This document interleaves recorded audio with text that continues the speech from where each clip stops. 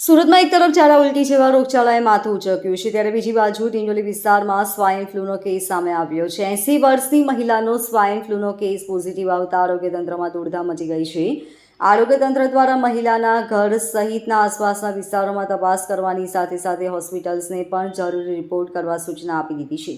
મહાનગરપાલિકાના આરોગ્ય વિભાગ દ્વારા કહેવામાં આવ્યું કે ડિંડોલી વિસ્તારની એક 80 વર્ષની મહિલા હોસ્પિટલમાં સારવાર હેઠળ હતી. આ દરમિયાન તેનો સ્વાઇન ફ્લૂનો રિપોર્ટ કરવામાં આવ્યો હતો, જેથી તેણીનો રિપોર્ટ પોઝિટિવ આવ્યો હતો, જેને લઈને આરોગ્ય વિભાગ દ્વારા સતર્કતા દાખવીને મહિલાના ક્લોઝ કોન્ટેક્ટમાં આવેલા લોકો સહિત 200થી વધુ ઘરમાં સર્વે કરવામાં આવ્યો છે, જેમાં હજુ સુધી કોઈ પોઝિટિવ કેસ સામે આવ્યો નથી. આરોગ્ય અધિકારીએ કહ્યું કે સ્વાઇન ફ્લૂના લક્ષણોમાં ગળામાં દુખાવો થવાની સાથે શરદી ખાંસી જેવી તકલીફો થાય છે. જો કે સ્વાઇન ફ્લૂની દવા ટેમીફ્લુ ઉપલબ્ધ છે. સ્વાઇન ફ્લૂની સારવાર પણ યોગ્ય રીતે થઈ શકે તેવી સંપૂર્ણ વ્યવસ્થા હોવાથી લોકોએ ડરવાની જરૂર નથી.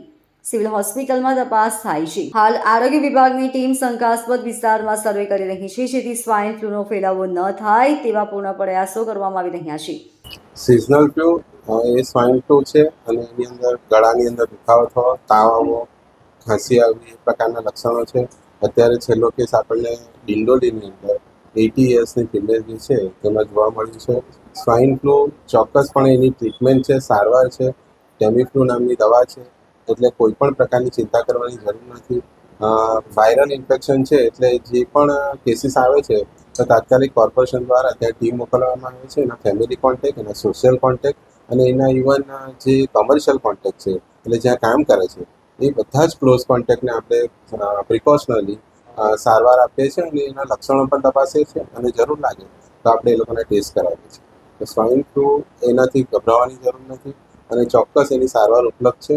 અને ફક્ત જે આપણે અગાઉ કોવિડ વખતે પણ ધ્યાન રાખતા હતા કે ખાંસી આવે અથવા છીંક આવે ત્યારે આપણે હાથમાં રૂમાલ રાખીએ અથવા બીજી તરફ મોં કરીએ એ પ્રકારના સામાન્ય જે પ્રિકોશનલ મેઝર્સ છે અથવા વારંવાર હાથ ધોઈએ એ લેવાથી આપણે આનાથી અટકાવી શકીએ છીએ.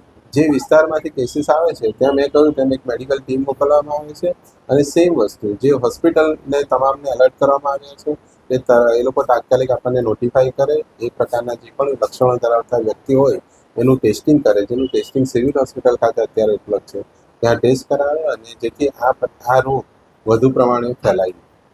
મહિલાને સિવિલ હોસ્પિટલમાં દાખલ કરવામાં આવેલા છે અને ત્યાં સિવિલની અંદર જ આ ટેસ્ટિંગ થાય છે અને અત્યારે તેઓ સારવાર કરે છે.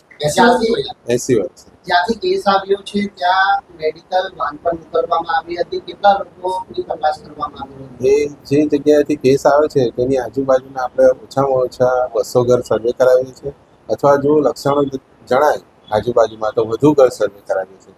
પરંતુ આ પ્રકારના લક્ષણો ધરાવતા કોઈ વ્યક્તિ જણાયા નથી અને આ પર્ટિક્યુલર મહિલા પણ બીજા કારણસર હોસ્પિટલમાં એડમિટ હતા અને ત્યાં રૂટીન ટેસ્ટ કરાવવા દરમિયાન આ પ્રકારનું પોઝિટિવ આવ્યું છે. Bureau report LK star news, Surat.